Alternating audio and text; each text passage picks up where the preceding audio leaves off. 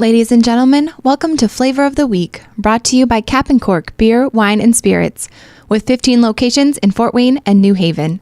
In good spirits, in good company. In Flavor of the Week, Kyle sits down with one of our local priests over 4 different episodes to sample variations of a favorite food or drink while they discuss the ins and outs of life as a priest. This is Kyle Hyman here for Flavor of the Week, Part 3 with Father Patrick Mary Briscoe, Dominican preacher from the Fort Wayne area. Thanks for being here, Father. Originally, great to be with you, Kyle. Originally, yes. Yeah. I got to slip that in there. Back in town for a visit, but eventually you will go back to Providence, Rhode Island. And That's do where I'm what? stationed. I'm parish priest at St. Pius V Parish. I write for the online Catholic news site Alatea, and I do some work at Providence College. I've been teaching there some too. Excellent. And we're also sampling some beverages from Captain Cork.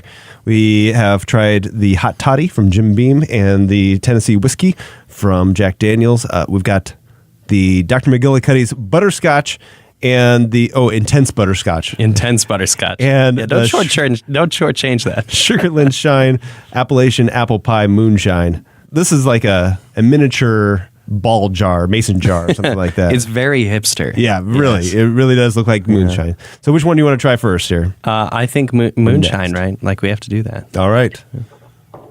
This is such a cute little...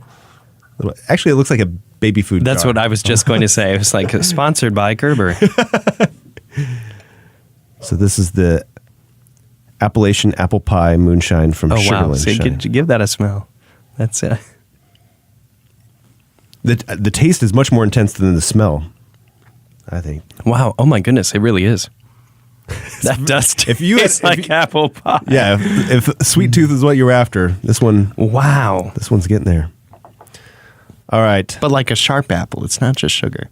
Yeah. You know, there's it's very clear. Yeah. It's not like a cider either. No. Interesting. All right. Well, we didn't get to a couple stories that I've been anxious to hear more about ever since. I've been able to distract Kyle, from these ones. I mean, the last time that you were here was episode 12, so that's over 2 years ago. And since then, this picture was posted. I think I first just saw it online on a regular news site. We kind of did a double take and said, is that Father Patrick Mary Briscoe there holding the microphone for Pope Francis? So tell us the backstory on this. How did this happen? So this was an extraordinary adventure in my priesthood, and was just a huge grace. And again, the kind of thing that you just have no idea how to expect, or even how you find yourself in it.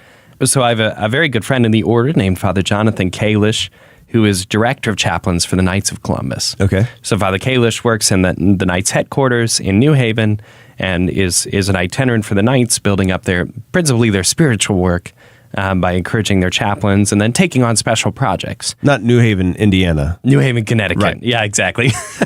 Good point. Where the international headquarters of the Knights of Columbus is. So one of the special projects that was entrusted to Father Kalish was as a coordinator, as the main director actually, for the Knights' presence at World Youth Day in Krakow. So in 2016. I had just been ordained. I was just a few weeks a priest, and Father Kalish invited me to be a part of this project. When I had said yes to it, I was anticipating just a few weeks in Krakow. Suddenly, I got a call from him, and he said, "No, we actually need you to be Poland-based. When can you go?" How far before World Youth Day is this? I'm talking about early June right now. And he said, "Well, we really need to go." And I said, "Well, when?" And he said, "You think we could go in 2 days? There's a meeting in 3 days that we really need to be at. Yeah. With the Cardinal in the Chancery in Krakow. Yeah. So can we go?" And I said, "All right. Yeah. We can make this work." So we shuffled some things around. I toured through the Knights of Columbus headquarters. I felt like I was joining MI6. I pulled in underneath and parked a car in this caged garage, and they said, "Oh, Father Briscoe, we've been expecting you. Keep in mind, like the oil is still wet on my hands from my ordination." I get ushered up to the floor where the chaplains are. There's an office there which has my name on it, and inside the office is a laptop computer, a cell phone, a whole bunch of Knights of Columbus gear, a bunch of fake passports. Yeah, exactly, that's right. Me and a bunch of different religious habits in case I need to pretend to be a Franciscan or something. So then one of these tech people comes and explains to me how this all works, which is great because, there's no way I could have hacked into the Knights of Columbus email. It was more intense than the government stuff. So we get loaded up. We're there at the Knights Tower for like 3 hours. And then we get in the car and we drive to New York and get on a plane at JFK and we're flying to Krakow. So, which I was really prepared for because I literally knew not a single word of Polish. Father Kalish and I were talking on the plane, and he's trying to get me to talk to the stewardess, teaching me things like, excuse me, which is very easy to pronounce in Polish. It's przepraszam. Okay. Przepraszam, excuse me. Oh, I'm sorry, przepraszam. So that was that was my first and most important Polish word. Right. Excuse me, I'm sorry, przepraszam. Right. So we land, we get to Holy Trinity, which is the Dominican monastery, the Dominican priory, which is adjacent to Rynek Square, the main medieval square in the center of Krakow. The Dominicans have a place just off that square where we have been living since 1220. Wow. So St. Dominic died in 1221. This house it dates from his very lifetime. Built before he... at least Dominicans have been living there. Yeah, Dominicans have been living there since St. Dominic sent the first Dominicans to Poland, which is incredible. And one of those first missionaries, St. Hyacinth, is buried there at Holy Trinity Priory in Krakow. So it's an extraordinary place of history. Yeah. During the communist years, the Dominicans there ran underground gatherings for students. So students would come and they would hide in the walls of the priory and meet secretly in these rooms where they could get faith formation and share a devotional life, a lived life of prayer. So it's an extraordinary place, a place of great history, a place that John Paul II had visited several times, even as Pope. He had held meetings there with the Dominicans. And today, the Polish province is a place in the church that has extraordinary life. There are many young vocations. They have a very successful campus ministry today that's run out of that house, a mass that attracts thousands of young people every Sunday night to their basilica. So it's just that was a really dynamic experience as a young priest to get thrown into, to living in this place. And then the work that I was doing was an event coordination for the Knights of Columbus for their presence in Krakow, which involved coordinating the liturgies and some of the events for the Knights space, which was Tauron Arena.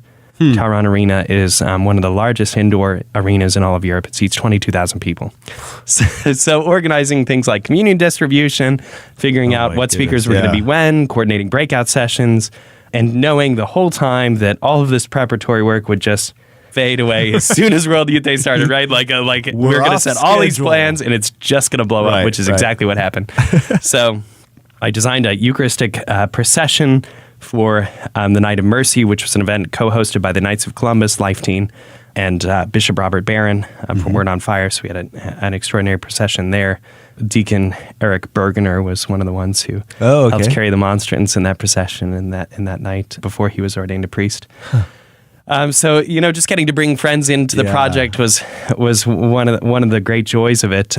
Seeing so many people I knew from the States, but seeing them in Krakow in the context of World Youth Day was really extraordinary. So the last event that the Knights hosted, we hosted catechesis, which was a bishop speaking Holy Mass, and then breakout sessions afterwards every day for some 22,000 people. We had one night called the Night of Mercy, which was this beautiful night which featured a Eucharistic procession and preaching by Bishop Robert Barron. The last event, though, we hosted was a papal event. And this was the one that had us all on edge because it involved Polish security, Vatican security.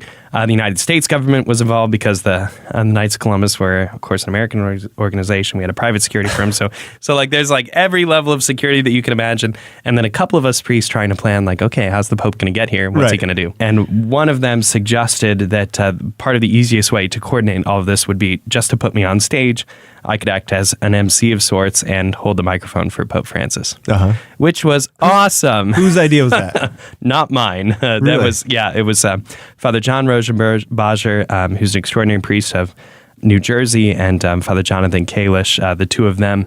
Again, I have been a priest for about 25 seconds, and all of a sudden I find myself. So when he suggested that, what was your immediate feeling or reaction? Terror. Really? Yeah, actually, because you just feel the weight of this kind of coordination and the pressure to make it all go. You don't speak Polish. I don't speak Polish. Spanish or Italian. Again, I was a French major in college, so like my language is French. I do pretty well actually understanding Spanish and Italian, but I'm communicating my instructions in those two languages. Not so good-o. Right. So in a situation like that, you just realize all of your own personal inadequacies and that none of that matters because you just have to go. Yeah. You just have to do it and make it happen. So the day of the event, all of that faded because there was just so much joy that the Pope was coming. He was coming to Taron Arena. All of the events of World Youth Day are huge. The scale of them is just unbelievable. We're talking hundreds of thousands.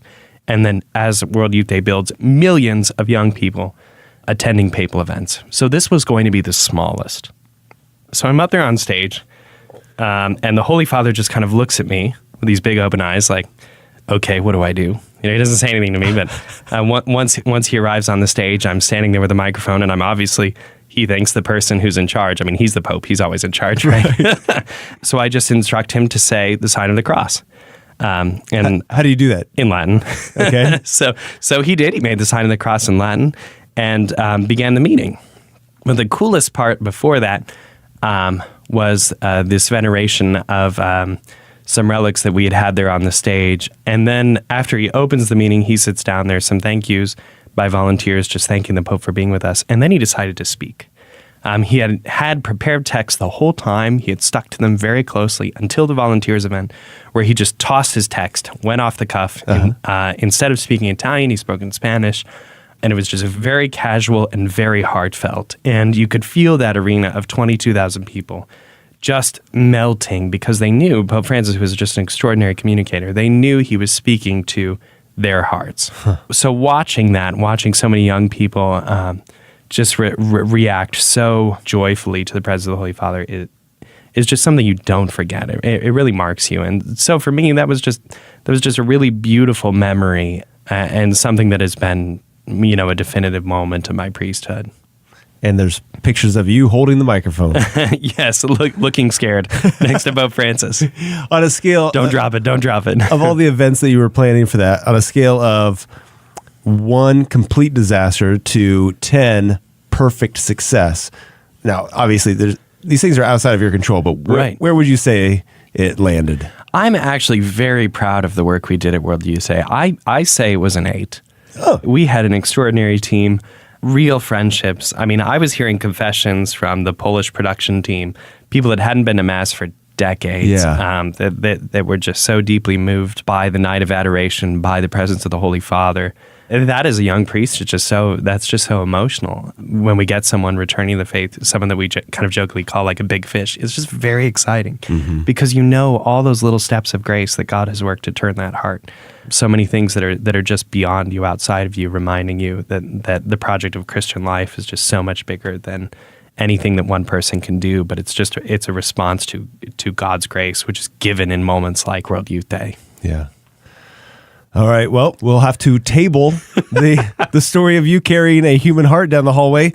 That'll be on the next and last Flavor of the Week with Father Patrick Mary Briscoe. We've been trying some samples from Captain Cork. We appreciate their support. What do you give the Sugarlands Shine Appalachian Apple Pie Moonshine? Oh, I liked that. Yeah, I think 4 decades. Okay. Yeah. On the Rosary rating, 4 out of 5 decades. All right. Stay tuned for more Flavor of the Week with Father Patrick Mary Briscoe.